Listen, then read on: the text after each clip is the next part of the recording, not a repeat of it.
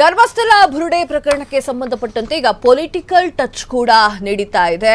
ಒಬ್ಬರ ಮೇಲೆ ಒಬ್ಬರು ಕೆಸರೆ ರಚಾಟವನ್ನು ಮಾಡ್ತಾ ಇದ್ದಾರೆ. ಧರ್ಮಸ್ಥಳ ಬುರುಡೆ ಪ್ರಕರಣಕ್ಕೆ ಬಿಗ್ ಪೊಲಿಟಿಕಲ್ ಟ್ವಿಸ್ಟ್. ನಾಮಿಕನ ಹಿಂದಿರುವಂತಹ ಕಾಂಗ್ರೆಸ್ ಸಂಸದ ಶಶಿಕಾಂತ್ ಸೆಂಥಲ್, ಉಡುಪಿ ಬಿಜೆಪಿ ಶಾಸಕ ಯಶ್ಪಾಲ್ ಸುವರ್ಣ ಅವರ ಸ್ಫೋಟಕ ಆರೋಪ.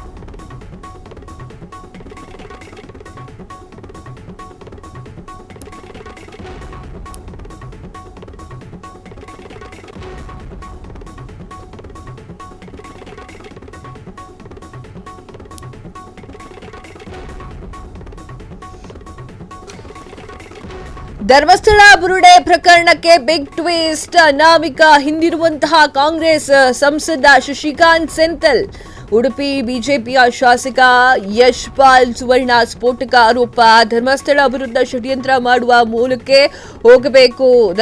ದಕ್ಷಿಣ ಕನ್ನಡದ ಮಾಜಿ ಡಿಸಿ ಶಶಿಕಾಂತ್ ಸೆಂಥಲ್ ತನಿಖೆಗೆ ಒಳಪಡಿಸಿ ಆಗ ಸತ್ಯದ ಸಂಗತಿ ಬಯಲಾಗುತ್ತೆ ಅಂತ ಹೇಳಿ ಯಶ್ಪಾಲ್ ಸುವರ್ಣ ಅವ್ರು ಹೇಳಿರುವಂತದ್ದು. ಅಂದು ಬ್ರಿಟಿಷರು ಬಂದು ಹಿಂದೂಗಳನ್ನ ಒಡೆದು ಆಳ್ತಾ ಇದ್ರು. ಈಗ ಕಮ್ಯುನಿಸ್ಟ್ರಿಂದ ಹಿಂದೂ ಸಮಾಜದಲ್ಲಿ ವಿಷಬೀಜ ಬಿತ್ತುವಂತಹ ಕೆಲಸ ನಡೀತಾ ಇದೆ.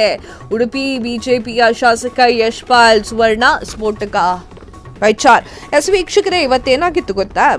ಇವತ್ತು ಧರ್ಮಸ್ಥಳಕ್ಕೆ ಆ ಒಂದು ಪುಣ್ಯಕ್ಷೇತ್ರಕ್ಕೆ ಬಿವೈ ವಿಜಯೇಂದ್ರ ಹಾಗೂ ಸಂಗಡಿಗರು ಹೋಗಿದ್ರು. ಛಲವಾದಿ ನಾರಾಯಣ ಸ್ವಾಮಿ ಅವರು ಈ ಒಂದು ಸಂದರ್ಭದಲ್ಲಿ ಭೇಟಿಯನ್ನ ಕೊಟ್ಟಿರ್ತಾರೆ. ಆಗ ಯಶ್ಪಾಲ್ ಸುವರ್ಣ ಅವರು ಕೂಡ ಭೇಟಿಯನ್ನ ನೀಡಿರ್ತಾರೆ.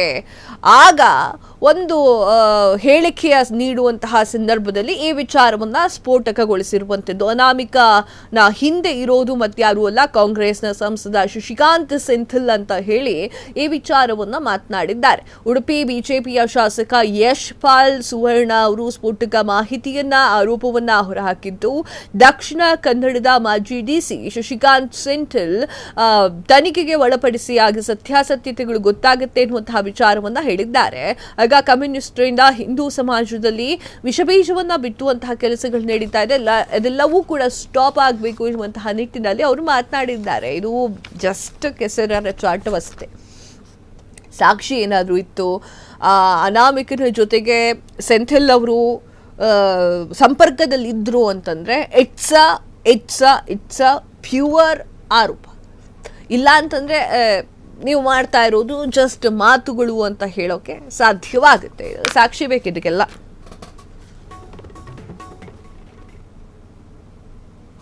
இந்திய நாட்டின் இறையாண்மையும் ஒருமைப்பாட்டையும் நிலைநிறுத்துவேன் என்றும் நான் மேற்கொள்ள இருக்கும் கடமையை நேர்மையுடன் நிறைவேற்றுவேன் என்றும் உளமாற உறுதி கூறுகிறேன். வாழ்க வையகம், வாழ்க தமிழ், ஜெய் ஜகத். Stop these shameful atrocities against. ಕ್ಷಣ ಕ್ಷಣದ ಸುದ್ದಿಗಳಿಗಾಗಿ ಫ್ರೀಡಂ ಟಿವಿ ಸಬ್ಸ್ಕ್ರೈಬ್ ಮಾಡಿ, ಲೈಕ್ ಮಾಡಿ ಹಾಗೂ ಫಾಲೋ ಮಾಡಿ. ಹೊಸ ಸುದ್ದಿಗಳ ನೋಟಿಫಿಕೇಶನ್ಗಾಗಿ ಬೆಲ್ ಐಕಾನ್ ಮೇಲೆ ಕ್ಲಿಕ್ ಮಾಡಿ.